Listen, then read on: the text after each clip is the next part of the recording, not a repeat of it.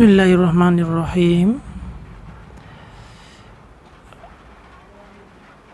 সকলকে শুভেচ্ছা জানাচ্ছি মাহবুব টিচিং একাডেমির পক্ষ থেকে। আমি মাহবুবুর রহমান, জাতীয় কবি কাজী নজরুল ইসলাম ইউনিভার্সিটি থেকে অনার্স এবং মাস্টার্স করেছি অর্থনীতি বিষয়ে, এবং এর পাশাপাশি আমি ইংরেজি জগতে 8 থেকে 9 বছর যাবৎ বিভিন্ন স্টুডেন্টকে পড়িয়েছি, বিভিন্ন কোচিংয়ে পড়িয়েছি, এবং সেই অভিজ্ঞতার আলোকে আজকে যেহেতু আমাদের পুরাটা দেশ, পুরাটা বিশ্ব যখন করোনার আতঙ্কে বাড়ি থেকে বের হতে পারছে না, সেই জন্য আমার এখান থেকে আমি যারা এসএসসিতে পড়ছে, যারা ইন্টারমিডিয়েটে পড়ছে, এবং আমার অনেক স্টুডেন্ট যারা আছে তাদের জন্য আমি এই প্ল্যাটফর্মটা সৃষ্টি করেছি। এবং তার সাথে সাথে যারা বাংলাদেশের মধ্যে আছে, তোমরা যারা দেখবে এই ভিডিওটা, তোমাদের জন্য খুবই গুরুত্বপূর্ণ। তোমরা এটা দেখবে, দেখে প্যাসেজ সম্বন্ধে, শব্দের অর্থ সম্বন্ধে তোমরা ভালো করে জানবে, সেই প্রত্যাশা আমি রাখি।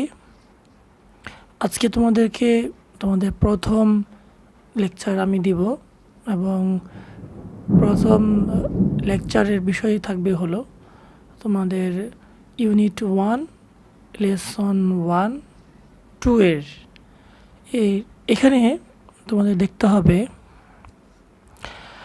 এখানে যে প্যাসেজটার মধ্যে দেয়া আছে মাই ব্রাদার্স, এটা মূলত বঙ্গবন্ধু শেখ মুজিবুর রহমানের একটা ভাষণ, একটা কনভারসেশন, যেটা এখানে প্যাসেজ আকারে দেওয়া আছে।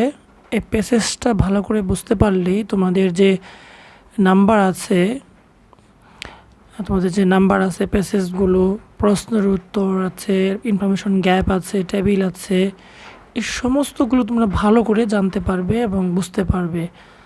তো আজকে এইচএসসি যারা তোমরা পড়ছো, যারা আমার স্টুডেন্ট, যারা বিভিন্ন বাড়িতে গিয়েছো বা কেউ বাসার থেকে বের হচ্ছ না, পড়তে পারছো না, তোমাদের জন্য এই আয়োজন। এবং এর পাশাপাশি যারা বাংলাদেশের বিভিন্ন জায়গায় তোমরা আছো, তোমরা এটা দেখলে, এই ভিডিওটা অবশ্যই তোমরা যদি দেখো, নিশ্চয়ই তোমরা উপকৃত হবে বলে আমি বিশ্বাস করি।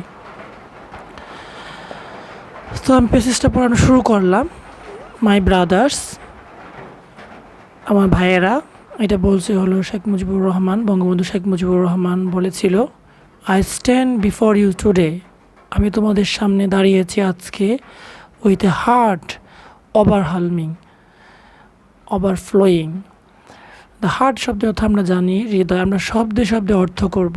সেই ক্ষেত্রে কিন্তু আমরা প্যাসেজটার যে অর্থ আছে সেটা আমরা ভালো করে বুঝতে পারবো। ওভারফ্লো মানে উপচে পড়া, হার্ট মানে হৃদয়, তাহলে অর্থ হচ্ছে যে হার্ট ওভারফ্লোয়িং উইথ গ্রিফ মানে ভরাক্রান্ত হৃদয়। তাহলে অর্থাৎ কী দাঁড়ালো, যে বঙ্গবন্ধু শেখ মুজিবুর রহমান বলছে, আমি তোমাদের সামনে আজকে দাঁড়িয়েছি দুঃখ ভরাক্রান্ত হৃদয়ে। ইউ আর ফুললি, তোমরা সকলেই পরিপূর্ণভাবে অ্যাওয়ার অফ দ্য ইভেন্টস, তোমরা সকলেই জানো, সকলেই অবগত আছো অফ দ্য ইভেন্ট, একটি ঘটনা সম্বন্ধে, দ্যাট আর গোয়িং অন, যেটা এখন চলছে ঘটনা, অ্যান্ড আন্ডারস্ট্যান্ড দেয়ার ইম্পোর্ট, এবং তাদের ইচ্ছা এবং আকাঙ্ক্ষা কি হচ্ছে সেটা কিন্তু তোমরা দেখতে পাচ্ছ। এটা কিন্তু বলেছিল মুক্তিযুদ্ধে যখন হচ্ছে, মুক্তিযুদ্ধের আগে যে ঘটনাগুলো, সেই পরিপ্রেক্ষিতেই কিন্তু এই প্যাসেজটা বলা হয়েছে। উই হ্যাভ বিন ট্রাইং, আমরা চেষ্টা করতেছি, টু ডু আওয়ার বেস্ট, আমাদের সর্বোচ্চ ভালো যেটা সেটা চেষ্টা করতেছি, টু কুপ উইথ শব্দের অর্থ হলো মানিয়ে নেওয়া, উইথ দ্য সিচুয়েশন, আমাদের যে খারাপ অবস্থা বর্তমানে সেটা মানিয়ে নেওয়ার জন্য আমরা চেষ্টা করছি। অ্যান্ড ইয়েট এবং তারপরও আনফর্চুনেটলি দুর্ভাগ্যক্রমে দ্য স্ট্রিটস অফ ঢাকা, ঢাকার রাস্তাগুলো চট্টগ্রাম, খুলনা, রাজশাহী অ্যান্ড রংপুর, এই জায়গাগুলো ঢাকা, চট্টগ্রাম, খুলনা এবং রাজশাহী এবং রংপুর আর এ ওয়াশ। তোমরা বলবে যে এ ওয়াশ শব্দের অর্থটা কি? তোমরা এটা কিন্তু জিজ্ঞেস করবে। শব্দে শব্দে অর্থ অবশ্যই আমাদেরকে জানতে হবে, না হলে কিন্তু আমরা অনেক কিছুই শিখতে পারবো না। তাহলে এ ওয়াশ শব্দের অর্থ হলো এখানে যারা বোঝাচ্ছে যে ভেসে যাচ্ছে। আর a wash with the blood of our brothers, আমাদের ভাইদের রক্তে ভেসে যাচ্ছে ঢাকা, চট্টগ্রাম, খুলনা, রাজশাহী এবং রংপুরের বিভিন্ন রাস্তা।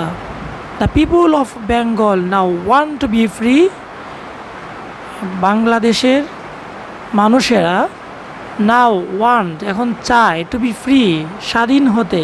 ফ্রি শব্দের অর্থ মুক্ত হওয়া, স্বাধীন হওয়া। দ্য পিপুল অফ বেঙ্গল, বাংলাদেশের মানুষেরা না ওয়ান্ট টু লিভ, তারা এখন থাকতে চায়। And the people of Bengal না ওয়ান্ট দেয়ার রাইটস, এবং বাংলাদেশের মানুষেরা এখন তারা স্বাধীনতা চায় না, তারা কি চায়? তাদের অধিকারটা প্রথমে চায়, এবং অধিকার থেকে কিন্তু স্বাধীনতা আসে। ওকে, দ্বিতীয় যে এখানে যে প্যারাটা আছে সেটা আমাদেরকে ভালো করে শুনতে হবে। What we have done that was wrong, মানে হলো যে আমরা কি করেছিলাম যেটা আমাদের রং হয়ে গেছে, যেটা আমাদের ভুল হয়ে গেছে। আফটার দ্য ইলেকশন, নির্বাচনের পর, দ্য পিপুল অফ বাংলাদেশ, বাংলাদেশের মানুষেরা ভোট দিয়েছিল অ্যাজ ওয়ান ফর মি, আমার দলকে ভোট দিয়েছিল, আমাকে ভোট দিয়েছিল। ফর দ্য আওয়ামী লীগ, এবং আওয়ামী লীগকে ভোট দিয়েছিল। উই ওয়ার টু সিট, আমরা বসেছিলাম। ইন দ্য ন্যাশনাল অ্যাসেম্বলি, আমরা জাতীয় সংসদে বসেছিলাম। Draft a constitutions for our self there, এবং আমরা জাতীয় সংসদে রচনা করতে বলেছিলাম কনস্টিটিউশন, একটা সংবিধান আমাদের নিজেদের জন্য। সেখানে মানে বাংলাদেশের জন্য। কোথায় করেছিলাম আমরা? ন্যাশনাল অ্যাসেম্বলি মানে হলো জাতীয় সংসদে। অ্যান্ড বিল্ড আওয়ার কান্ট্রি, এবং আমরা একটা জাতি গঠন করতে চেয়েছিলাম। The people of this land, বাংলাদেশের জমি would thereby get economic, বাংলাদেশের মাটি কী হতো? অর্থনৈতিকভাবে, গেট ইকোনমিক মানে অর্থনৈতিকভাবে পাবে, পলিটিক্যাল ও রাজনৈতিকভাবে পাবে। অ্যান্ড কালচারাল ফ্রিডম, কী পাবে? অর্থনৈতিক, রাজনৈতিক, কালচারাল, সাংস্কৃতিক ফ্রিডম, স্বাধীনতা পাবে। But it is with regret, কিন্তু it is with regret that I have to report to you today, অর্থ হলো কিন্তু আজকে অতি দুঃখের সাথে জানাতে হচ্ছে তোমাদের এই প্রতিবেদন। রিগ্রেট মানে দুঃখ, রিগ্রেট শব্দের অর্থ দুঃখ। That I have to report, তোমাদেরকে প্রতিবেদন দিতে হচ্ছে ইউ টুডে, আজকে। That we have passed through, আজকে তোমাদেরকে এই প্রতিবেদন দিতে হচ্ছে যে আমরা পাস থ্রু, এই পাস থ্রু এর শব্দের অর্থ হলো অতিক্রম করা। ওকে, পাস থ্রু আমরা অতিক্রম করেছিলাম 23 23 23 বছর। ট্রাজিক ইয়ার, এই ট্রাজিক শব্দের অর্থ হলো মর্মান্তিক। তাহলে কি হবে? মর্মান্তিক 23 বছর আমরা কাটিয়ে এসেছি। এটা অতি দুঃখের সহিত তোমাদেরকে আমি বলছি। এটা কে বলছে? বঙ্গবন্ধু শেখ মুজিবুর রহমান আমাদেরকে তখন বলেছিল ওনার ভাষণে। Bengal's history of those years is full of stories of Fortune. বাংলাদেশের যে হিস্ট্রি আছে, ইতিহাস আছে অফ দোজ ইয়ার্স, এই সমস্ত এই 23 বছরের যে ইতিহাস আছে, ইজ ফুল অফ স্টোরিজ, এই গল্প পরিপূর্ণ গল্প অফ টর্চার। কিসের ইতিহাসটা? কিসের ছিল? ইতিহাসটা ছিল নির্যাতনের। ইনফ্লিক্ট, ইনফ্লিক্ট এই শব্দের অর্থ হলো শাস্তি প্রদান করা, আরোপ করা। তাহলে torture inflicted on our people, আমাদের মানুষদেরকে পাকিস্তানি শাসকরা শুধুমাত্র কষ্ট, শাস্তি দিয়েছে এই 23 বছরে। Of bloodshed, of bloodshed, bloodshed মানে রক্তের বন্যা। বাই দেম রিপিটেডলি, রিপিটেডলি শব্দের অর্থ বারবার, বারবার তারা রক্তের বন্যা আমাদের মানুষদের উপরে, আমাদের বাঙালি মানুষদের উপরে তারা বইয়ে দিয়েছে। 23 years of a history of man and women in অ্যাগনি। তাহলে এই অ্যাগনি শব্দের অর্থ হলো যন্ত্রণা। 23 বছরের একটা ইতিহাস যেখানে ছেলে, পুরুষ এবং মহিলা দুইজনই কি হয়েছে? এখানে সমানভাবে অত্যাচারিত, নির্যাতিত হয়েছিল। In the history of Bengal is the history of A people. বাঙালির জাতির যে ইতিহাসটা আছে, এই ইতিহাসটা হলো অফ এ পিপল, একটা মানুষের ইতিহাস। হো হ্যাভ রিপিটেডলি, এমন একটা মানুষের ইতিহাস যাকে বারবার, রিপিটেডলি বারবার, মেড দেয়ার হাইওয়েজ ক্রাইমসন, রক্তে রঞ্জিত করা শব্দের অর্থ হলো ক্রাইমসন, রক্তে রঞ্জিত করা এই শব্দের অর্থ। তাহলে কি অর্থ হবে? বাঙালি জাতির এমন একটি ইতিহাস যে মানুষ, এমন একটা মানুষ যারা বারবার তাদের রক্তে রঞ্জিত করেছে উঁচুভাবে, খুবই মারাত্মকভাবে, উইথ দেয়ার ব্লাডশিট, এবং এই ব্লাডশিটে রক্তে রঞ্জিত করেছিল তারা। উই শেড ব্লাড ইন 1952, আমরা রক্তের বন্যা বইয়েছিলাম, রক্তে রঞ্জিত হয়েছিলাম। উই শেড ব্লাড, রক্তে রঞ্জিত হওয়া। ইন 1952 1952 সালে আমরা রক্ত দিয়েছিলাম। ইভেন দো, এমনকি উই ওয়্যার, আমরা ছিলাম, দ্য ভিক্টর্স, আমরা জয়ী ছিলাম। ইন দ্য ইলেকশন অফ 1954, 1954 সালে যে নির্বাচনটা হয়েছিল, সেই নির্বাচনে কিন্তু আমরা জয়ী হয়েছিলাম। উই কুড নট ফর্ম, আমরা করতে পারিনি, ফর্ম গঠন, আমরা গঠন করতে পারিনি। আ গভর্নমেন্ট দেন, তখন কিন্তু আমরা সরকার গঠন করতে পারিনি। ইন 1958 সালে আইয়ুব খান ডিক্লেয়ার, আইয়ুব খান ঘোষণা করেছিল মার্শাল ল, মার্শাল ল, এখানে অনেকে ভুল করবে, মার্টিয়াল বলবে, কিন্তু ওর উচ্চারণ হবে মার্শাল ল, সামরিক শাসন জারি করেছিল, ঘোষণা করেছিল। টু ইনস্লেভ, টু ইনস্লেভ, ইনস্লেভ শব্দের অর্থ হলো গুলাম করা। ইনস্লেভ শব্দের অর্থ গুলাম করা। তাহলে মার্শাল বা সামরিক শাসন জারি করা হয়েছিল শুধুমাত্র গুলাম করার জন্য।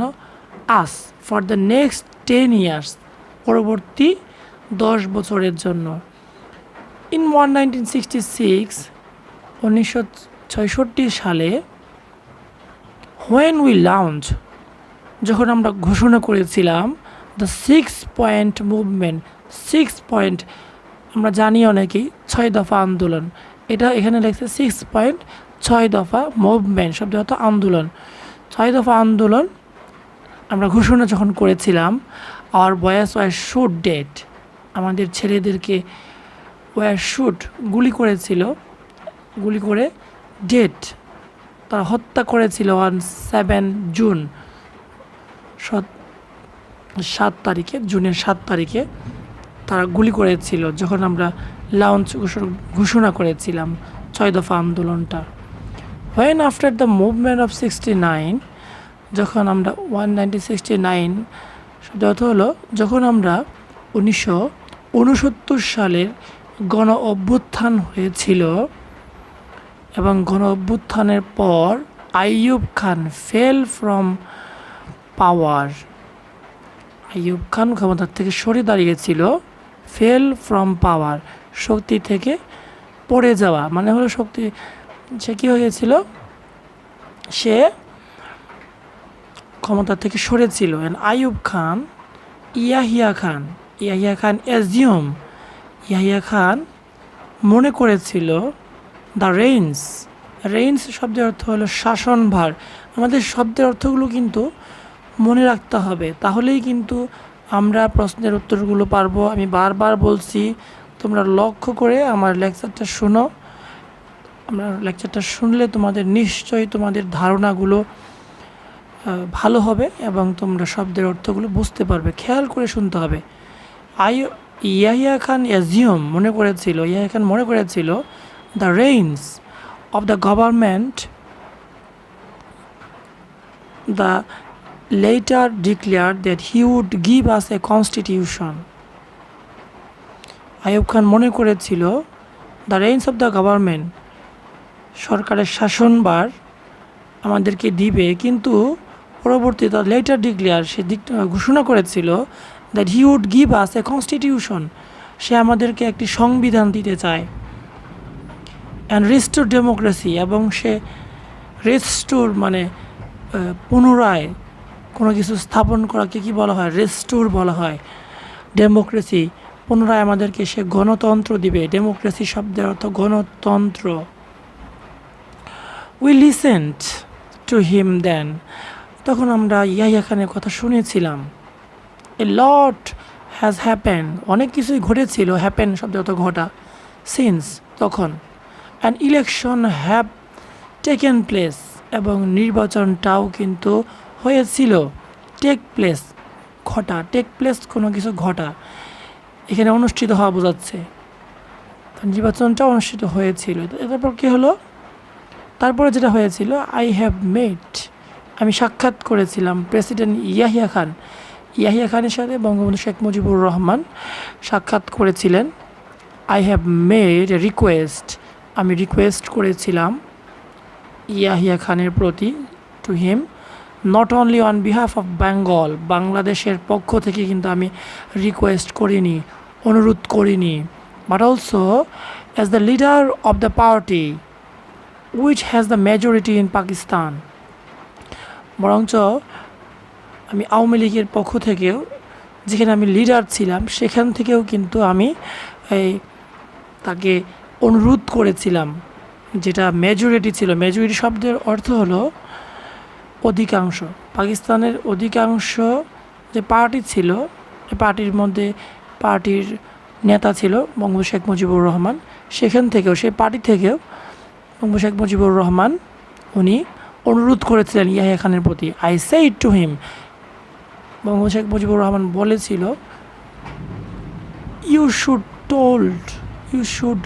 Hold the session of the national assembly on 15 January. Yahya খানকে বলেছিল, তুমি অবশ্যই ন্যাশনাল অ্যাসেম্বলিতে একটা সেশন ডাকো 15 জানুয়ারিতে। But he did not listen to me, কিন্তু ইয়াহিয়া খান মানে কি, সে, এখানে তোমাদের বোঝানোর জন্য আমি কিন্তু গল্পটা সুন্দর করে বলছি, তোমরা যদি না বুঝে থাকো, যদি প্যাসেজটা যদি কোনো জায়গায় বুঝতে সমস্যা হয়, অবশ্যই তোমরা যেখানে তোমাদের প্রবলেম হবে তোমরা কমেন্ট সেকশনে গিয়ে কমেন্ট করবে, আমার নাম্বার দেওয়া আছে, এই নাম্বারে কিন্তু তোমরা আমাকে কি করবে, ফোন দিবে। নাম্বারটা দেখা যাচ্ছে না, এই যে এখন দেখা যাচ্ছে। তোমরা নিশ্চয়ই আমাকে তোমরা বলবে কোন জায়গায় তোমাদের সমস্যা হচ্ছে। তাহলে ইয়াহিয়া খান আমার কথা শুনলো না, হি listen to mister Bhuttu instead. Instead শব্দের পরিবর্তে সে আমার কথার পরিবর্তে কার কথা শুনলো, ভুট্টুর কথা শুনেছিল। অ্যাট ফার্স্ট হি সেড, প্রথমে সে বলেছিল কি, that the meeting would take place শব্দ তোমাকে একটু বলেছিলাম একটু আগে কি ঘটা। তাহলে এখানে কি হবে, ইয়াহিয়া খান প্রথমে বলেছিল যে একটা মিটিং হবে, একটা সভা হবে in the first week of March, মার্চের প্রথম সপ্তাহে একটা সভা ঘটনা ঘটবে, মানে সভা অনুষ্ঠিত হবে। এখানে টেক প্লেস শব্দের অর্থ বোঝাচ্ছে অনুষ্ঠিত হওয়া। ওকে, উই সেড, আমরা বলেছিলাম, fine, we will be taking our seat in the assembly then, তাহলে আমরা জাতীয় সংসদে আমরা আমাদের আসনে বসবো। আই সেড, আমি বলেছিলাম, উই উইল ক্যারি আউট, আমরা আলোচনা করব, আলোচনাটা এগিয়ে নিয়ে যাব। ক্যারি আউট এখানে হচ্ছে কি আলোচনাকে এগিয়ে নিয়ে যাওয়া, আমরা আলোচনা এগিয়ে নিয়ে যাব। Discussion, carry out hour discussion in the assembly, আমরা সংসদে আলোচনাটা চালিয়ে নিয়ে যেতাম। I went so far as to say that if anyone came up with an offer, আমি সেখানে গিয়েছিলাম, কেউ যদি আমাকে বলতো এবং সেখানে আসতো কেউ, এনিওয়ান কেম আপ, যদি কেউ আসতো, উইথ অ্যান অফার, একটি প্রস্তাব নিয়ে, দ্যাট ওয়াজ জাস্ট, শুধু একটা প্রস্তাব নিয়ে আসতো, ইভেন দো, এমনকি we were in the majority, যদিও আমাদের সেখানে মেজরিটি ছিল, অধিকাংশতা ছিল আমাদের ওই সংসদে, উই উড অ্যাগ্রি, তারপরও আমরা তাদের প্রস্তাবে, টু দ্যাট অফার, সেই প্রস্তাবে আমরা রাজি হতাম। তাহলে এটা ছিল আজকের তোমাদের প্যাসেজ, এই প্যাসেজটা তোমাদেরকে পড়ানো হলো। তাহলে আজকে হলো যে এইগুলোই হলো আজকের পড়া ছিল, লেসন ছিল 1-2, লেকচার ছিল 1 এবং ইউনিট 1। আজকের ক্লাসটা আমি নিয়েছি মাহবুব টিচিং একাডেমি থেকে, আমি নিয়েছি ক্লাসটা, মাহবুবুর রহমান। এবং আজকে যে প্যাসেজটার মধ্যে যা ছিল সেগুলো হলো এখানে এই ওয়ার্ড মিনিংগুলি ছিল, যেগুলো খুবই গুরুত্বপূর্ণ, তোমরা এটা স্ক্রিনশট দিয়ে নিতে পারো, সেক্ষেত্রে তোমাদের অনেক উপকার হবে। কারণ তোমরা যদি এগুলো, এই শব্দের অর্থগুলি তোমরা যদি না জানো, তাহলে কিন্তু তোমরা অনেক কিছু শিখতে পারবে না, প্যাসেজগুলো তোমরা বুঝবে না। সেই জন্যই কিন্তু এই অর্থগুলো তোমাদের জন্য, এই ওয়ার্ড মিনিংগুলো তোমাদের জন্য লিখে দেওয়া। এবং আমি তোমাদের ইন্টারমিডিয়েটের যে ফার্স্ট ইয়ারের যে ইংলিশ ফার্স্ট পেপার আছে, প্রতিটা প্যাসেজই আমি এইভাবে তোমাদের শব্দে প্রতিটা ওয়ার্ড তোমাদেরকে আমি শিখিয়ে দেওয়ার চেষ্টা করব, যাতে করে তোমরা অ্যাডমিশন টেস্টের সময় তোমাদের কোনো ধরনের কোনো সমস্যা না হয়। দেখা যায় যে অ্যাডমিশন টেস্টের সময় তোমাদের অনেক ওয়ার্ড মিনিং আসে। যেমন আমি যখন ইউনিভার্সিটিতে পরীক্ষা দিয়েছি, তখন আমাদের ওয়ার্ড মিনিং ছিল, ভোকাবুলারির মধ্যে আসে হলো সিনোনিম আসে, অ্যান্টোনিম আসে, অ্যানালজি আসে। তো তোমাদের প্রতি আমার রিকোয়েস্ট থাকবে, তোমরা যখন শিখবে, শেখার সময় অবশ্যই তোমরা সিনোনিমটা শিখে নিবে এবং তার পাশাপাশি তোমরা অ্যান্টোনিমটাও শিখে নিবে। তাহলে কি হবে, তোমাদের শব্দ যে ভাণ্ডারটা আছে সেটা তোমাদের ইনরিচ হবে, সমৃদ্ধ হবে। তাহলে তোমরা ইংরেজি জগতে অনেকটা ভালো করতে পারবে, তোমাদের বেসিকটা অনেক স্ট্রং হবে। যদি তোমাদেরকে একটা কথা বলি, আমরা যখন নদীতে যাই বা সাগরে, নদীর কথাই বলি আমি, নদীতে যখন যাই, আমরা যদি সাঁতার না জানি তাহলে আমাদের কি হবে? তাহলে কিন্তু আমরা কি করতে পারবো না, আমরা নদীতে মারা যাব। ঠিক ঠিক ওই একই রকমভাবে ইংরেজিতে আমরা যদি শব্দের অর্থ না জানি তাহলে কিন্তু আমরা ইংরেজি শিখতে পারবো না, ইংরেজি বুঝবো না। আমরা গ্রামার পড়বো, কিন্তু গ্রামারের যে অর্থগুলো আছে এই অর্থগুলি যদি না বুঝি তাহলে গ্রামারের যে রুলস আছে সেগুলো কিন্তু আমরা বুঝতে পারবো না। সেই জন্য আমাদের এই বিষয়ে সবগুলি আমাদের শব্দের অর্থগুলি শিখতে হবে। আই হোপ যে তোমরা এগুলো লিখে নিয়েছো, অথবা যারা যাদের স্মার্টফোন আছে তারা এগুলো করে নিয়েছো, স্ক্রিনশট দিয়ে নিয়েছো। তো আজকের মতো এতটুকুই। তোমরা আমার এই লেসনটা দেখবে এবং প্রতিনিয়তই দেখবে। আমি চেষ্টা করব এসএসসি লেভেলের এক থেকে দুইটা লেকচার দেওয়ার জন্য, ইংরেজি ফার্স্ট পেপারের উপরে এবং সেকেন্ড পেপারের উপরে, এবং ইন্টারমিডিয়েটেও তোমরা যারা পরীক্ষা দিবে তোমাদের জন্য আমি চেষ্টা করব এক থেকে দুইটা লেকচার দেওয়ার জন্য, যাতে করে তোমরা এই পরীক্ষাগুলোতে ভালো করতে পারো এবং অ্যাডমিশন টেস্টেও তোমরা ভালো করতে পারো সেই জন্য। এবং তার পাশাপাশি বেসিকটা যেন তোমাদের স্ট্রং হয় সেই চেষ্টাও আমি তোমাদেরকে করব। তো আপাতত তোমরা যারা ইন্টারমিডিয়েটে ভর্তি হলে তোমরা ঘোরাফেরা না করে আমার লেকচারগুলো অবশ্যই দেখবে এবং তোমাদের ফ্রেন্ড সার্কেল দিয়ে তোমরা বলবে এবং তাদেরকে দেখানোর চেষ্টা করবে, তাদেরকে দেখাবে। এবং তার পাশাপাশি যদি কোনো বুঝতে সমস্যা হয় ডিরেক্টলি আমাকে কল দিবে, এবং অথবা যদি তোমাদের কল দিতে প্রবলেম হয় তাহলে তোমরা কমেন্ট বক্সে অবশ্যই তোমরা জানাবে যে তোমাদের কোন জায়গায় সমস্যা হচ্ছে বুঝতে। তো এটা ছিল আমার প্রথম ভিডিও।